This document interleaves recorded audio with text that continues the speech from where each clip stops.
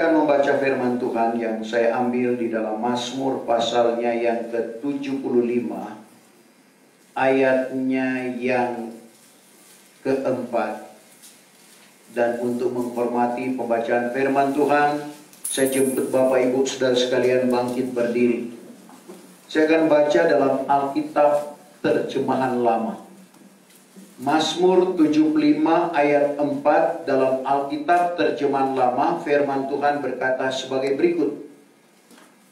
Bahwa hancurlah bumi serta dengan orang sekalian yang mendudukinya, jikalau tiada aku meneguhkan tiang-tiangnya.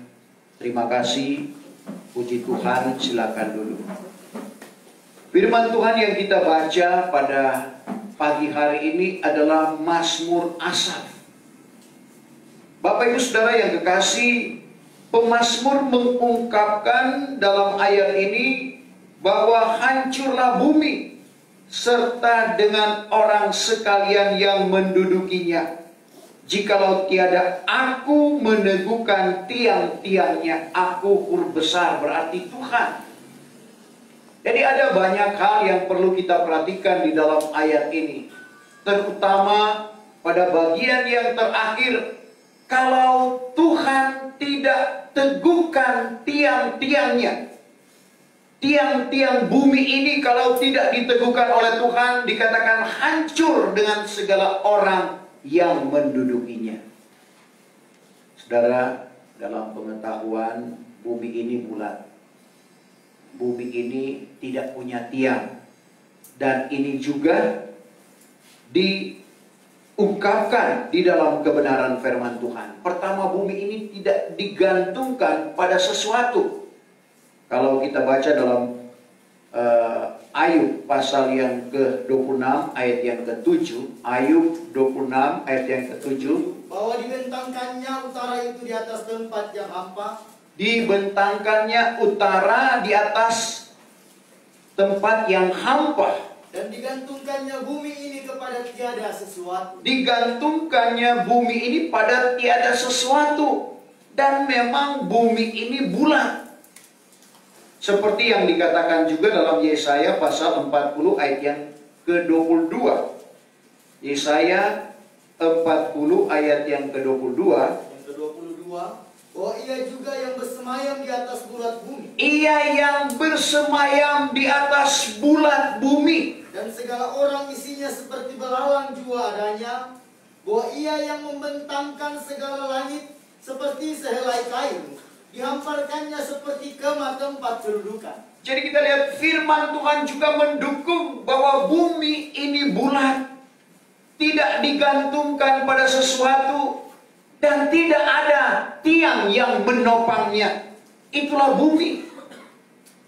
Tapi sebagaimana yang dikatakan oleh Paulus kepada jemaat yang ada di Korintus.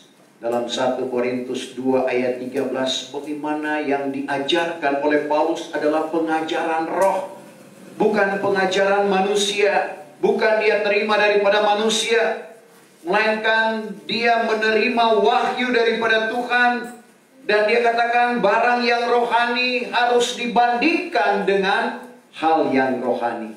1 Korintus 2 ayat yang ke-13. Maka barang yang kami katakan itu pun bukannya dengan pengajaran manusia. Barang yang dikatakan oleh Paulus bukan dengan pengajaran manusia. Melainkan dengan pengajaran roh. Melainkan dengan pengajaran roh. Sambil membandingkan barang rohani dengan rohani. Sambil membandingkan barang rohani dengan yang rohani.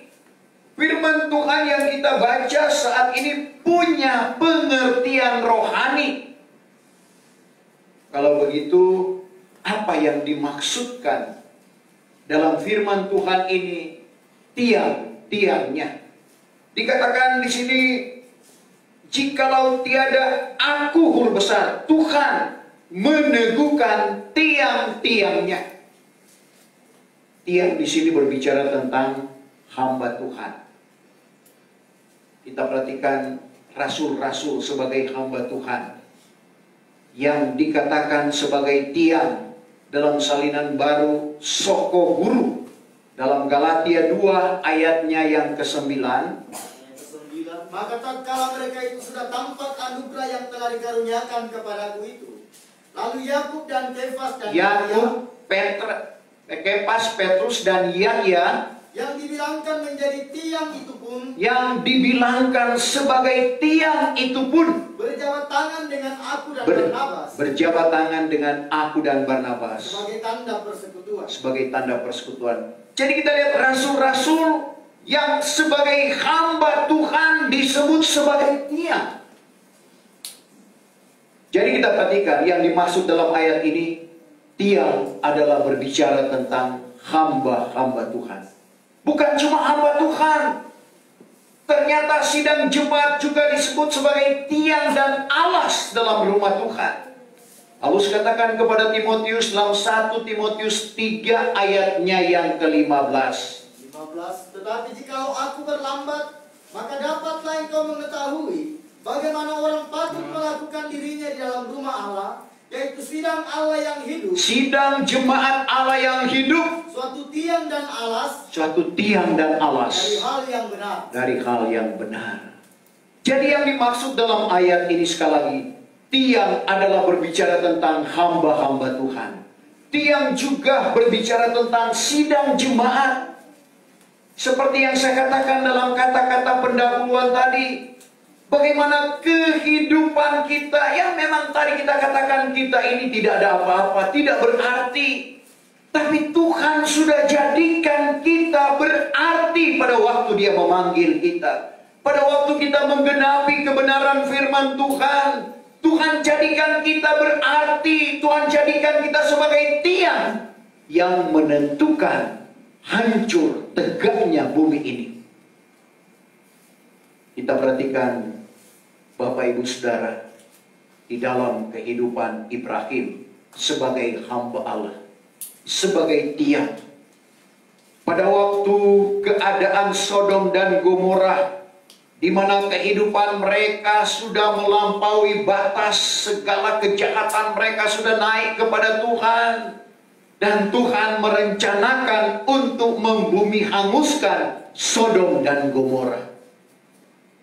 Tetapi di sana ada tiang, di mana Tuhan tidak mau binasakan orang-orang yang jahat dengan orang-orang yang disebut sebagai tiang, yaitu Lut, istri dan anak-anaknya. Sehingga sebelum Tuhan membinasakan Sodom dan Gomora di dalam Kejadian pasal yang ke-18, di mana Tuhan menyampaikan itu kepada Ibrahim sebagai tiangnya Tuhan. Tuhan tidak langsung memusnahkan. Dia sampaikan dulu kepada Ibrahim sekali lagi sebagai tiang. Luar biasa Bapak Ibu Saudara. Sehingga pada kesempatan itu Ibrahim mulai tawar-menawar dengan Tuhan. Dia sebagai tiang yang menentukan hancur tegaknya Sodom dan Gomora. Lalu dia bertanya atau memohon kepada Tuhan. Kalau kita baca dalam Kejadian 18 ayat 28, kalau ada 50 orang, tawaran Ibrahim kepada Tuhan, kalau ada 50 orang yang takut akan Tuhan, yang tidak berbuat jahat seperti orang-orang yang ada di dalam Sodom dan Gomora, Tuhan bilang Tuhan tidak akan binasakan. Coba Kejadian 18 ayat 28. Barangkali pada 50 orang yang benar itu ada kurang 5, masakan Tuhan menumpas juga negeri itu dari sebab kurang 5 orang. Terus, maka firman Tuhan, jikalau kudapati akan 45 dalamnya, maka tiada aku membinasakan tempat itu. Jadi pertama tawaran 50 kalau kita baca ayat sebelumnya. Lalu Ibrahim berkata lagi, kalau ada 45, dia kurang 5. Tuhan bilang dengan 45 orang yang takut akan Tuhan, Tuhan tidak binasakan Sodom dan Gomora. Ibrahim kurangi lagi 5 dalam ayat selanjutnya. Kalau ada 40, Tuhan bilang dengan 40 orang, Tuhan tidak akan binasakan Sodom dan Gomora. Ibrahim dengan melihat bagaimana Tuhan penuh kemurahan, dia tidak kurang 5 lagi, dia kurang 10 dari 40, tidak 35, tapi 30. Kalau ada 30, Tuhan bilang dengan 30 orang itu, Sodom dan Gomora tidak akan dibinasakan Tuhan. Ibrahim melihat betapa luar biasa Tuhan penuh dengan kemurahan. Dia tawar lagi. Kalau ada 20, Tuhan bilang dengan 20 orang, maka Sodom dan Gomora tidak dilenyapkan oleh Tuhan. Sampai akhirnya tawaran yang terakhir, yaitu 10 orang. Dan ternyata hitung punya hitung, tidak sampai 10 orang. Tawaran Ibrahim tidak mencapai target yang dia tawarkan. Ternyata yang takut akan Tuhan di sana hanyalah keponakannya, yaitu Lut, istri, dan kedua anaknya. Cuma 4 orang. Jadi kita perhatikan, dan Tuhan juga tidak akan binasakan Sodom dan Gomora bersama-sama dengan orang yang benar ini.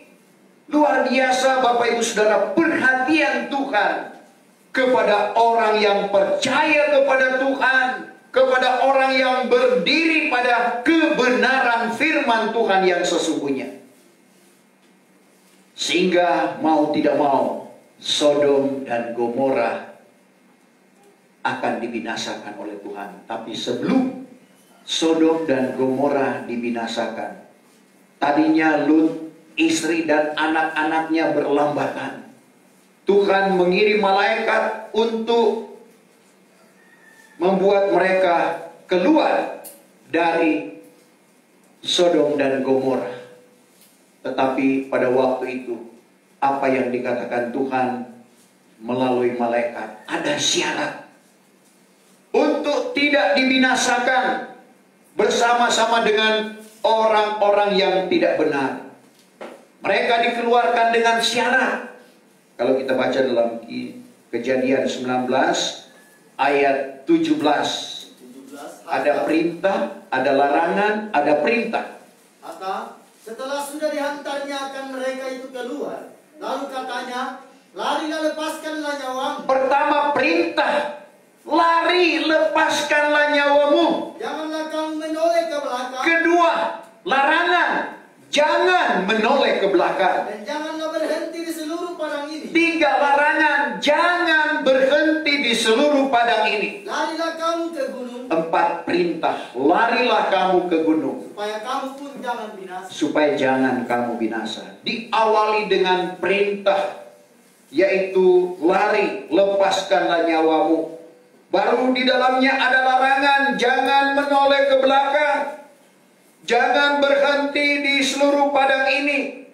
Lalu diakhiri dengan perintah, larilah kamu ke gunung, supaya kamu pun jangan binasa. Jadi kita perhatikan Bapak Ibu Saudara, tiang yang ada di Sodom dan Gomora tidak cukup untuk menopang sehingga Sodom dan Gomora itu tidak dibinasakan oleh Tuhan. Karena tidak cukup tiangnya, sekali lagi, hanya 4 orang ternyata yang takut akan Tuhan di sana. Sehingga akhirnya Sodom dan Gomora di bumi hanguskan oleh Tuhan. Tapi tiang-tiangnya Tuhan keluarkan. Dan dengan syarat. Tapi istri Lut melakukan pelanggaran. Saudara, kehidupan kita pun demikian. Karena sebagaimana keadaan zaman Lut, itu juga yang akan terjadi di ujung akhir zaman ini. Tapi Tuhan tidak akan membawa Bapak, Ibu, saya dan saudara menuju kepada apa yang dikatakan oleh Tuhan Yesus dalam Matius 24 ayat yang ke-21. Kerusakan yang belum pernah terjadi dan tidak pernah akan terjadi lagi.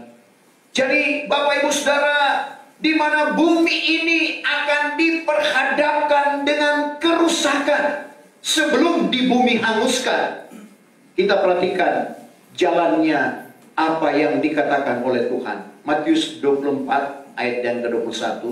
Karena pada ketika itu akan timbul sengsara yang besar. Pada ketika itu akan timbul sengsara yang besar. Seperti yang demikian belum pernah berlaku. Seperti yang demikian belum pernah berlaku. Daripada awal kejadian alam. Dari awal kejadian alam. Sehingga sampai sekarang ini. Sampai sekarang ini. Dan kemudian daripada itu juga tiada akan jadi. Kemudian daripada itu tidak akan jadi. Jadi ada masa kerusakan yang besar yang akan diperhadapkan kepada manusia. Tetapi bagi orang yang melakukan hukum Tuhan, bagi orang yang melakukan apa yang dikatakan oleh Tuhan, tidak akan masuk pada kerusakan yang besar. Yang tidak lain adalah berbicara tentang zaman antikris. Karena sekarang kita berada pada meterai yang keempat, yaitu berbicara tentang kuda kelabu, di mana perpaduan antara hitam dan putih. Kalau terjemahan baru kuda kuning hijau. Tapi kalau kuda kelabu pengertian rohaninya hitam dicampur dengan putih menjadi kelabu, yang artinya terjadi pertarungan antara kebaikan dan kejahatan. Orang baik semakin baik, tapi orang jahat semakin jahat. Dan lebih dari itu, terjadi pertarungan pekabaran. Ada pekabaran akal-akal manusia, seperti yang ditegur oleh Tuhan Yesus kepada ahli Taurat orang Farisi. Dalam Matius 15 ayat 8-9, sia-sialah kamu menyembah aku, karena kamu mengajarkan hukum-hukum akal manusia. Lalu ada pengajaran setan-setan yang dikatakan oleh Paulus kepada Timotius. Dalam 1 Timotius 4, mulai ayat 1, akhir zaman beberapa orang akan gugur daripada iman, sebab berpaling pada penguasa di udara, dan kepada beberapa pengajaran setan-setan. Dan ada juga pengajaran yang diwahyukan oleh Tuhan. Sebagaimana yang diungkapkan oleh Paulus kepada jemaat yang ada di Galatia. Aku tegaskan kepadamu. Galati 1 ayat 11-12. Aku maklumkan kepadamu, hai saudara-saudara, bahwa Injil yang kuberitakan bukanlah pendapatan manusia. Bukan ia itu kupelajari dari manusia, melainkan wahyu daripada Yesus Kristus. Dan ketiga macam pengajaran ini sementara bertarung di mana Bapak Ibu saya dan saudara hidup. Sebab itu kita bersyukur kalau kita boleh dibawa pada pengenalan akan hal yang benar. Karena Paulus sudah ingatkan kepada Timotius, banyak orang yang belajar tapi tidak sampai pada pengenalan akan hal yang benar. 2 Timotius 3 ayat yang ke-7. Yang senantiasa belajar. Yang senantiasa belajar. Tapi tidak pernah sampai kepada pengenalan. Tapi tidak pernah sampai pada pengenalan akan hal yang benar. Banyak orang belajar, tapi tidak pernah sampai pada pengenalan akan hal yang benar. Sedangkan Tuhan mau kita sampai pada pengenalan akan hal yang benar. Pada pada suratannya yang pertama 1 Timotius 2 ayatnya yang keempat. Yang berkehendakan sekalian manusia beroleh selamat. Tuhan menghendaki semua termasuk Bapak, Ibu, saya dan saudara beroleh selamat. Dan sampai kepada pengenalan dari sampai kepada pengenalan dari hal yang benar.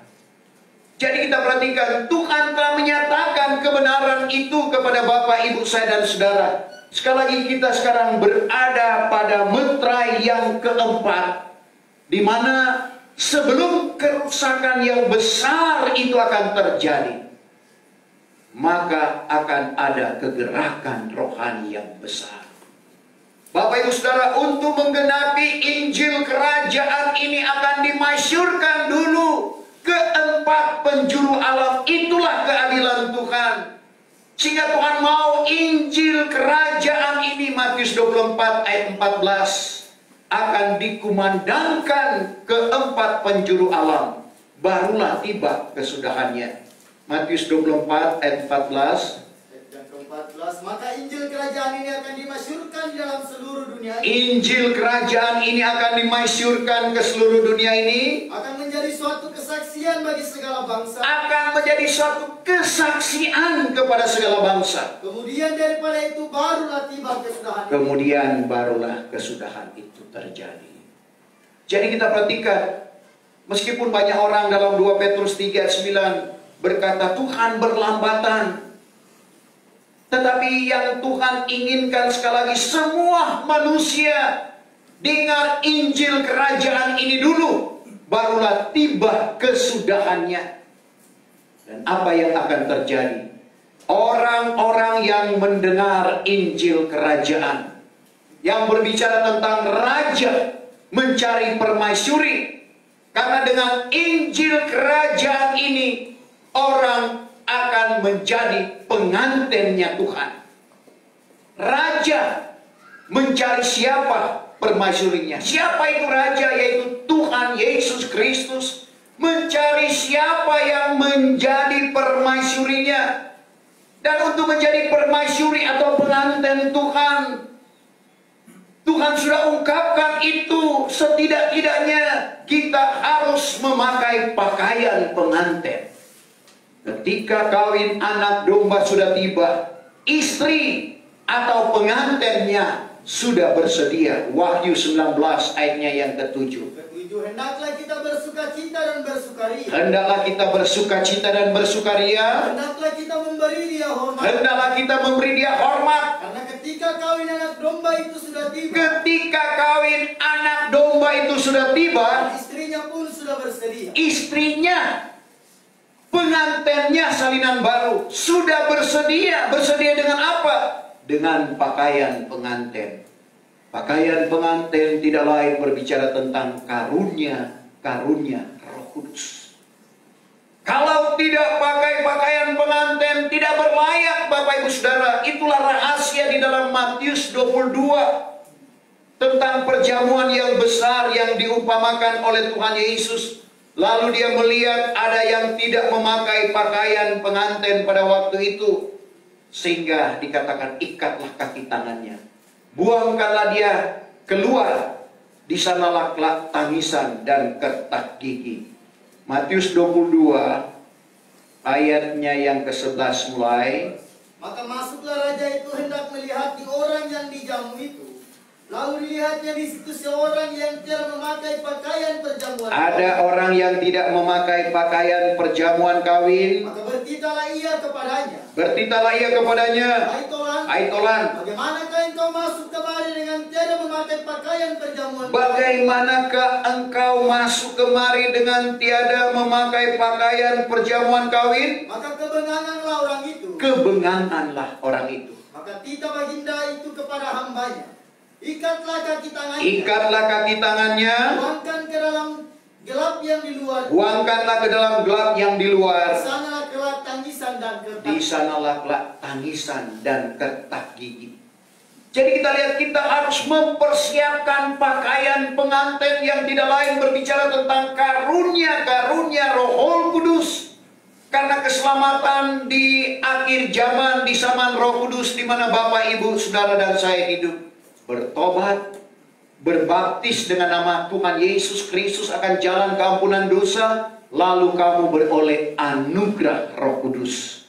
Anugerah Roh Kudus dimulai dengan baptisan roh. Kita berkata-kata dengan berbagai-bagai bahasa yang tidak dipelajari, melainkan diilhamkan oleh roh yang dikenal umum bahasa roh.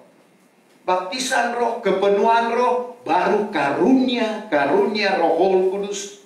Dalam 1 Korintus 12 ayat 8 sampai 11, karunia perkataan hikmat, karunia perkataan marifat, dan karunia membedakan segala roh. Itulah kehidupan gereja pengantin. Karunia iman, karunia mujizat, karunia kesembuhan, pergerakan gereja pengantin. Karunia lidah yang diartikan, dan karunia nubuatan merupakan pernafasan gereja pengantin. Sehingga 9 karunia itu ada, maka gereja akan hidup bergerak dan bernafas, dan akhirnya menjadi pengantinnya Tuhan. Kita perhatikan Bapak Ibu Saudara, satu kali kelak kita akan dikeluarkan. Seperti keluarga Lut dikeluarkan oleh Tuhan. Karena Tuhan tidak akan membinasakan, atau Tuhan tidak akan memasukkan orang-orang yang percaya dia hamba Tuhan ataupun sidang jemaat pada kerusakan yang besar. Apakah yang dimaksud dengan kerusakan yang besar? Tidak lain berbicara tentang zaman antikris. Dalam rahasia Daniel 9 ayat yang ke-27, ada satu sabat terakhir. Setengah sabat berbicara tentang kegerakan rohani yang besar, dan setengah sabat atau 3,5 tahun berbicara tentang zaman antikris. Dan sebelum zaman antikris merajalela di tengah-tengah dunia ini, apa yang akan terjadi Bapak Ibu Saudara? Seperti yang dinubuatkan oleh Nabi Yesaya. Dalam Yesaya pasalnya yang ke-55, di sana kita perhatikan ayatnya yang ke-12. Dengan kesukaan kita akan keluar. Kita akan dikeluarkan dari bumi ini, yaitu pada waktu keangkatan gereja Tuhan. Karena dengan kesukaan kamu akan keluar. Dengan kesukaan kita akan dikeluarkan dari bumi yang akan masuk pada kerusakan yang besar. Dan dengan selamat juga kamu akan dipimpin. Dengan selamat kita akan dipimpin. Bahwa segala gunung dan bukit akan bertempik sorak. Pada waktu itu akan terjadi gempa bumi. Dan menyanyi ramai-ramai di hadapan kamu. Dan segala pohon kayu di padang pun akan bertepuk-tepuk tangan. Jadi itulah pujian kan. Gunung-gunung pun bersorak-sorak memuji Dia. Dan pohon-pohon pun bertepuk tangan. Itu pada waktu keangkatan gereja Tuhan. Di mana orang-orang yang disempurnakan, baik dia hamba Tuhan dan sidang jemaat, yang berdiri pada firman Allah yang benar, yang disebut sebagai tiang dalam ayat tadi. Sebab itu Tuhan meneguhkan Bapak, Ibu, saya dan saudara sebagai tiang. Karena kalau Tuhan tidak teguhkan, hancur bumi dan orang yang mendudukinya. Jadi bagaimana Tuhan menjadikan kita berarti Bapak, Ibu, saudara? Memang pada pemandangan manusia mungkin kita tidak berarti. Bahkan kepada pemandangan diri kita sendiri. Siapakah aku ini Tuhan? Tapi Tuhan boleh percayakan kebenaran kepada Bapak, Ibu, saya dan saudara. Dia boleh pilih kita. Bukan kita yang memilih Tuhan, tapi Tuhanlah yang memilih kita. Yohanes 15 ayat 16, Tuhan Yesus berkata, bukan kamu yang memilih aku, tapi akulah yang memilih kamu. Supaya kamu berbuah, dan buahmu itu kekal. Sehingga apa yang kamu pohonkan kepada Bapa atas namaku akan dikaruniakan. Luar biasa kalau kita ini menjadi pilihan Tuhan. Sebagaimana yang disuratkan oleh Rasul Petrus kepada orang-orang pilihannya yang ada di Pontus, Galatia, Kapadokia, Asia, dan Bitania. Dalam 1 Petrus 2 ayat 9 dan 10. Setelah kita dipilih oleh Tuhan, ada tanggung jawab yang besar yang Tuhan percayakan kepada kita. 1 Petrus 2 ayat 9. Tetapi kamu inilah suatu keluarga yang terpilih. Kamu, Bapak, Ibu, saya dan saudara dijadikan Tuhan suatu keluarga yang terpilih. Suatu imamat yang berkerajaan. Suatu imamat yang berkerajaan. Suatu bangsa yang kudus. Suatu bangsa yang kudus. Suatu kaum milik Allah sendiri. Kaum milik Allah sendiri. Supaya kamu masyurkan segala kebaikan Tuhan. Supaya kita yang dipilih oleh Tuhan ini memasyurkan segala kebaikan Tuhan. Yang telah memanggil kamu keluar dari dalam gelap. Yang memanggil kita keluar dari dalam gelap. Tadinya kita di luar tabernakel. Masuk ke dalam terangnya yang ajaib. Masuk ke terang yang ajaib. Pelajaran tabernakel, di mana halaman diterangi oleh matahari, bulan, dan bintang. Di kamar suci diterangi oleh kaki dian atau pelita emas. Tetapi di kamar maha suci yang ada tabut perjanjian Allah di dalamnya, tidak ada alat yang menerangi ruang maha suci. Tapi terang kemuliaan Tuhan yang bersinar. Jadi kita perhatikan, kita dibawa dari atau dikeluarkan dari gelap Tadinya kita hidup di dalam dosa, Tuhan keluarkan kita, lalu Dia masukkan kita ke terang yang ajaib, yaitu dimasukkan sampai ke kamar maha suci yang ada tabut perjanjian di dalamnya, yang tidak lain berbicara tentang kabar pengantin Kristus. Itulah tabut perjanjian Allah yang ada di kamar maha suci. Sehingga kalau kita lihat di dalam ibadah yang dilakukan oleh imam besar, di halaman apa yang dia lakukan, saudara, dia membasuh kaki tangannya. Di kamar suci dia harus menyalakan pelita supaya dia dapat bekerja dengan baik. Apa yang harus dia lakukan di meja roti pertunjukan dan mesbah dupa. Lalu dia masuk ke kamar maha suci. Sekali lagi, yang tidak ada alat penerang yang tidak lain berbicara tentang terang yang ajaib, yaitu kemuliaan Tuhan. Yang kalau kita beribadah sampai pada doa dan penyembahan, kita dengar suara Tuhan, kita lihat kemuliaan Tuhan. Satu hal yang luar biasa yang Tuhan boleh ungkapkan di dalam kehidupan kita. Sebab itu mari kita hargai akan panggilan Tuhan yang berharga. Kenapa? Hancur tegaknya bumi ini ditentukan oleh tiang-tiangnya, yaitu hamba-hamba Tuhan, anak-anak Tuhan yang berdiri pada firman Allah yang benar. Kalau tidak berdiri pada kebenaran firman Tuhan yang benar, itu bukan tiang. Tapi yang berdiri pada firman Allah yang tidak menambah dan tidak mengurangi, yang mempertahankan kesucian firman Tuhan, itulah sebagai tiang. Karena firman Tuhan ini suci. Agur bin Cakai berkata dalam Amsal 30 ayatnya yang kelima dan ayatnya yang keenam. Yang kelima, segala firman Allah itu amat suci adanya, maka ialah laksana perisai bagi segala orang yang berpaut kepadanya. Jangan apalah engkau menambahi firman-Nya dengan barang sesuatu. Jangan engkau menambahi firman-Nya dengan barang sesuatu. Supaya jangan dihukumkannya engkau. Supaya jangan dihukumkannya engkau. Dan didapatinya akan dikau seorang pembohong. Jadi segala firman Allah itu amat suci adanya, maka ialah suatu perisai bagi orang yang berpaut kepadanya. Firman Allah itu suci. Mari kita mau pertahankan kesucian firman Tuhan. Jangan sampai kita cemarkan dengan akal-akal kita manusia, apalagi ditambah dengan pengajaran setan-setan. Untuk itu sekali lagi, bagaimana kehidupan kita dijadikan Tuhan berharga. Kenapa? Ayat firman Tuhan tadi berkata bahwa hancurlah bumi serta dengan orang sekalian yang mendudukinya. Jikalau tiada aku akan meneguhkan tiang-tiangnya. Memang bumi ini akan hancur setelah tiang-tiang diangkat oleh Tuhan. Masuk pada kerusakan yang besar. Kita tidak akan masuk pada kerusakan yang besar. Karena kita akan diangkat pada keangkatan gereja Tuhan. Pada waktu kedatangan Tuhan kali kedua, fase pertama. Ternyata dia hanya datang di atas awan. Matius 24, 30, 31. Dia tidak berpijak di bumi. Dia hanya datang dari langit di atas awan. Dan dia akan menyuruhkan malaikatnya untuk meniupkan sangkakala yang besar. Menghimpunkan orang-orang pilihan dari tepi langit ke tepinya yang lain. Tiang-tiangnya Tuhan akan diangkat dari bumi ini.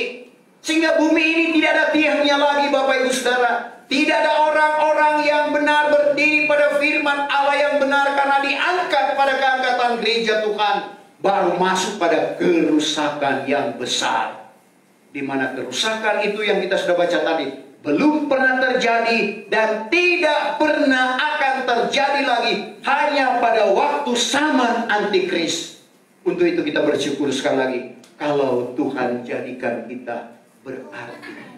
Tadi memang kehidupan kita tidak berarti. Sebelum kita dipanggil oleh Tuhan, kita tidak berarti. Tetapi setelah Tuhan memanggil kehidupan kita, Tuhan jadikan berarti, Bapak Ibu Saudara. Karena menentukan hancur tegaknya bumi ini. Puji Tuhan, Tuhan kiranya memberkati firman Tuhan pada pagi hari ini. Sejumlah kita bangkit berdiri, kita sempurnakan ibadah kita. Kita akan masuk di dalam doa dan penyembahan.